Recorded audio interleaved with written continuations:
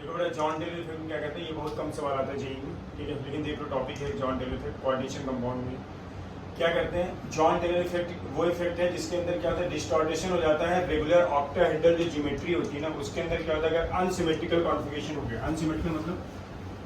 T2G और EG, basically EG में ही होता है, क्योंकि EG में इसलिए होता है कि EG अलॉन्ग द एक्सिस होते हैं, एक्सियल ऑर्बिटल है, और लिगेंड वहीं से अप्रोच करता है। अगर उसमें इलेक्ट्रॉन में अनसिमेट्रिकल डिस्ट्रीब्यूशन होगा तो इनमें रिपल्सन ज़्यादा होगा, रिपल्सन ज़्यादा होगा, डिस्टॉर्टेशन हो जाता है। Distortion in the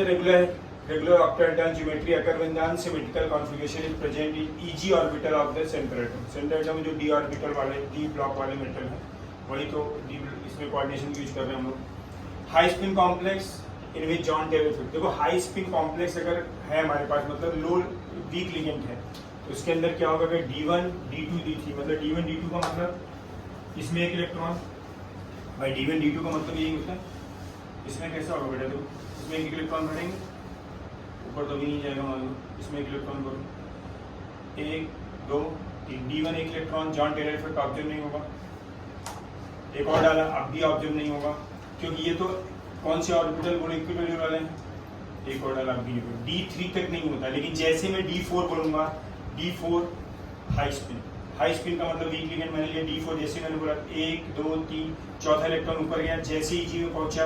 unsymmetrical distribution हो गया, इसमें एक भी नहीं, इसमें एक है, तो जॉन टेलर इफेक्ट तुरंत ऑब्जर्व हो जाएगा, रिपल्सन शुरू हो जाएगा, एक इलेक्ट्रॉन आ गया, इसमें अनसिमेट्रिकल हो गया,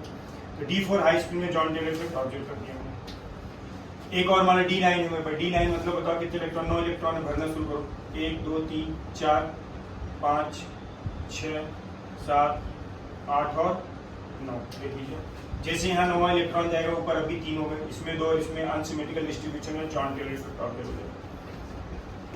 D7 लो स्पिन ले लेता हूँ, D7 लो स्पिन का मतलब लो स्पिन में स्ट्रॉन्ग लिगेंड है, चलो भाई स्ट्रॉन्ग लिगेंड ले आओ,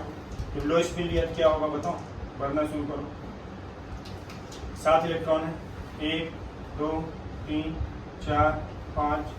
6 और 7, स्ट्रॉन्ग लिगेंड आ रहा है। स्ट्रॉन्ग लिगेंड क्या करता है, पेयरिंग कराएगा। पेयरिंग कैसे करेगा, इसको उठा के अंदर कर दें, अंदर किया,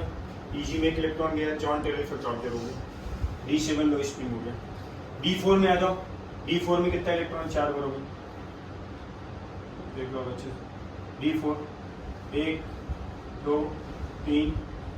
4, D4 हमने लो स्पिन लिया है, लो स्पिन क्या करेगा बताओ, इसको उठाएगा, ऑक्टाहेड्रल है, हमें तो D के 2 ऑर्बिटल चाहिए, D2sp3 हाइब्रिडाइजेशन मतलब 2 चाहिए, तो इसको अंदर कर दो, जैसे इसने अंदर किया, सिमेट्रिकल डिस्ट्रीब्यूशन, कोई इलेक्ट्रॉन नहीं, जॉन टेलर इफेक्ट ऑब्जर्व नहीं होगा, तो D4 में स्पिन नहीं हो रहा है, ठीक जिसमें मारा उसमें हो रहा है, इसमें नहीं हो रहा है। एक एक्सियल इलॉन्गेशन क्या होता है, इलॉन्गेटेड ऑक्टाहेड्रॉन कहते हैं, इसमें क्या होता है, ये DZ स्क्वायर, अगर इसमें एक इलेक्ट्रॉन चला गया, मान लो मैंने ले लिया D4 high spin, high spin क्या होता है बोलो, वीक लिगेंड है,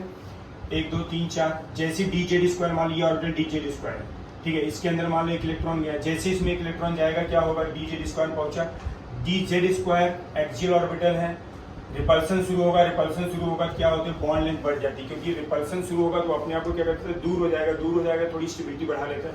इसलिए axial is greater than, bond length बढ़ जाती है, bond length of axial is greater than equatorial, ठीक है। एक कंप्रेस्ड ऑक्टाहेड्रल, इसमें क्या होता है कि मान लो कि इलेक्ट्रॉन, भाई ये जो EG वाले हैं, आपको पता है ये EG है, ये क्या बेटा T2G, EG वाले जो है हमारे पास, उसके अंदर तो आप जानते ही हो कि EG वाले क्या अलॉन्ग द एक्सिस होते हैं, मान लो DX square minus Y square में इलेक्ट्रॉन चला गया, ये कोई भी ऑर्बिटल, DZ स्क्वायर हो सकता है, DX स्क्वायर माइनस, मान लो DX square minus Y square में, DZ स्क्वायर में नहीं गया, DXY में जाएगा, DZ में जाता तो अलॉन्ग द एक्सिस बढ़ जाते, अब DX स्क्वायर माइनस वाई में जाएगा तो ऊपर वाला नहीं बढ़ेगा, तो ये बढ़ गया तो थोड़ा सा इसे कंप्रेस हो जाता है, तो इक्विटोरियल बॉन्ड लेंथ एक्सियल से बड़ी हो जाएगी, तो यहाँ एक्सियल बड़ी हो जाएगी, ठीक है, तो